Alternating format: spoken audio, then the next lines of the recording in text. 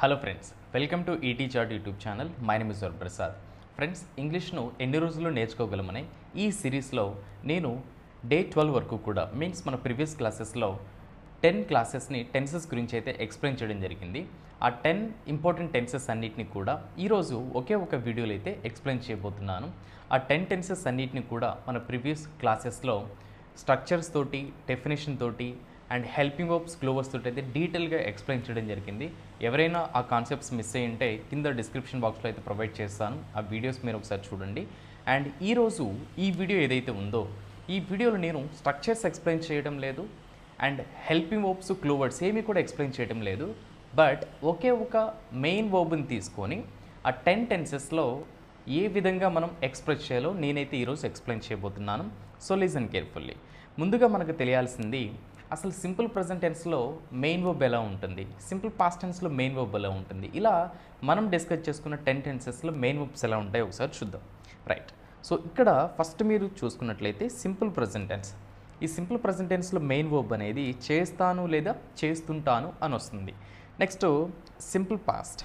ఈ simple past టెన్స్లో మనకు main verb అనేది ఎలా ఉంటుందంటే చేశాను అని మనం రిప్రజెంట్ చేయాల్సి ఉంటుంది, లేదా చేశాను అని అయితే వస్తుంది. నెక్స్ట్ సింపుల్ ఫ్యూచర్ టెన్స్లో మనకు మెయిన్ వర్బ్ ఎలా ఉంటుందంటే చేస్తాను. ఇక్కడ మీకు ఒక డౌట్ రావచ్చు, చేస్తాను అనేది సింపుల్ ప్రెజెంట్ టెన్స్లో ఉంది, చేస్తాను అనేది సింపుల్ ఫ్యూచర్ టెన్స్లో ఉంది కదా, ఈ రెండింటికి డిఫరెన్స్ ఏంటని మీకు ఒక డౌట్ రావచ్చు. సో దీని గురించి కూడా నేను ఫ్యూచర్లో వీడియో అయితే చేస్తాను అండ్ ఒక స్మాల్ క్లారిఫికేషన్ మీకు ఇస్తాను. ఎప్పుడైతే ఒక పనిని చేస్తాను అని సింపుల్ ప్రెజెంట్ టెన్స్లో చెప్తామో ఆ పని జరగడానికి 100% పాసిబిలిటీ ఉంటుంది. అండ్ ఎప్పుడైతే ఒక పనిని చేస్తాను అని సింపుల్ ఫ్యూచర్ టెన్స్లో మనం ఎక్స్ప్రెస్ చేస్తామో ఆ పని జరగడానికి పాసిబిలిటీ అనేది ఒక 80 to 90% మాత్రమే ఉంటుంది. సో ఈ విధంగా చేస్తాను అని సింపుల్ ఫ్యూచర్ టెన్స్లో వస్తుంది main verb. And present continuous టెన్స్లో మనం యూజ్ చేయాల్సిన మెయిన్ వర్బ్ ఇప్పుడు చేస్తున్నాను, ఇప్పుడు చేస్తున్నాను. సో ఇక్కడ మనకు చేస్తున్నాను అంటే కంటిన్యూస్ ఫామ్ అయితే వస్తుంది. నెక్స్ట్ పాస్ట్ కంటిన్యూస్ టెన్స్ మనం చూసుకున్నట్లయితే మెయిన్ వర్బ్ వచ్చేసి నిన్న చేస్తున్నాను, నిన్న చేస్తున్నాను. సో ఇక్కడ ఇప్పుడు అనేది ప్రజెంట్ కంటిన్యూస్ టెన్స్లో యూజ్ చేయాల్సిన క్లూ వర్డ్ నౌ. అండ్ నిన్న అనేది పాస్ట్ కంటిన్యూస్ టెన్స్లో యూజ్ చేయాల్సిన క్లూ వర్డ్ ఎస్టర్డే, నిన్న చేస్తున్నాను. నెక్స్ట్ ఫ్యూచర్ కంటిన్యూస్ టెన్స్లో మనకు మెయిన్ వర్బ్ ఎలా ఉంటుందంటే చేస్తూ ఉంటాను, అంటే ఏదైనా ఒక పని భవిష్యత్తులో చేస్తూ ఉంటాను.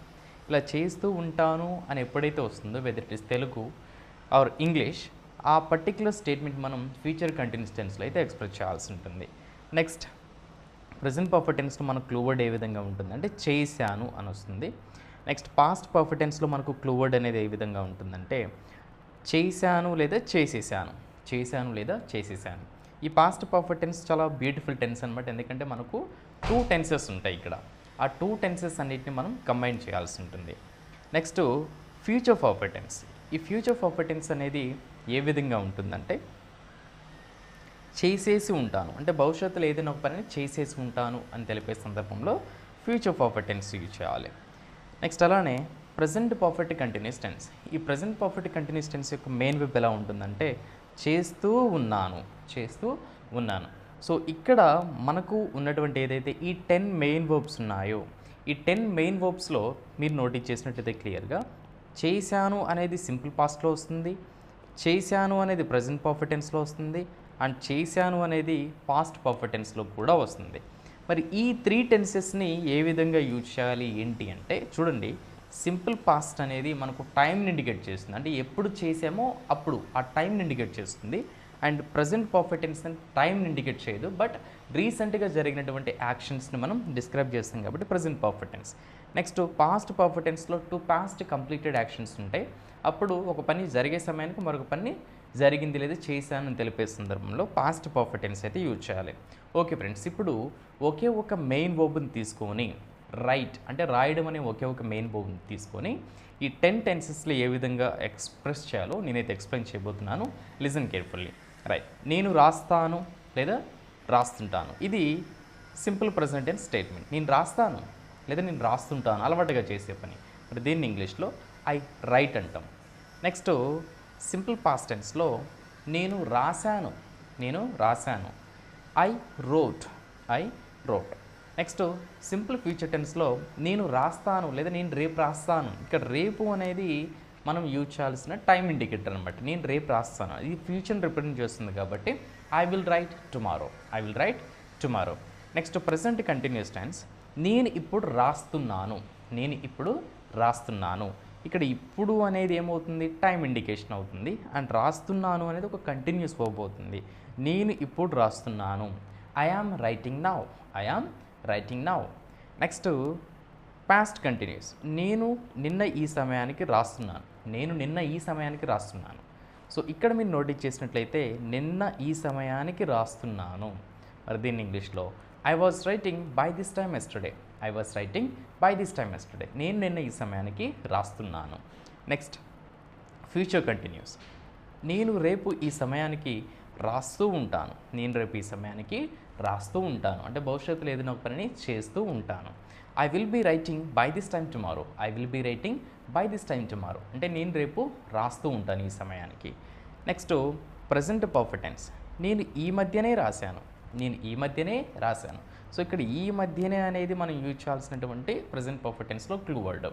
I have written recently, I have written recently అంటే నేను ఈ మధ్యనే రాశాను. నెక్స్ట్ పాస్ట్ పర్ఫెక్ట్ టెన్స్లో మీరు నోటీస్ చేసినట్టయితే ఇక్కడ 2 యాక్షన్స్ ఇండికేట్ చేస్తున్నాను, అబ్జర్వ్ కేర్ఫుల్లీ.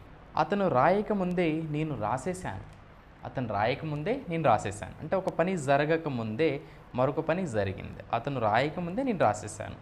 మరి దీన్ని ఇంగ్లీష్లో I had written before he wrote, I had written before he wrote అంటే అతను రాయకముందే నేను రాసేసాను.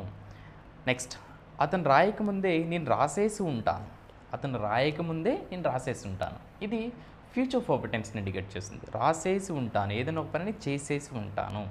మరి దీన్ని ఇంగ్లీష్లో I will have written before he writes, I will have written before he writes. So ఇక్కడ ఐ విల్ హ్యావ్ రిటన్ అనేది future perfect టెన్స్ని ఇండికేట్ చేస్తుంది.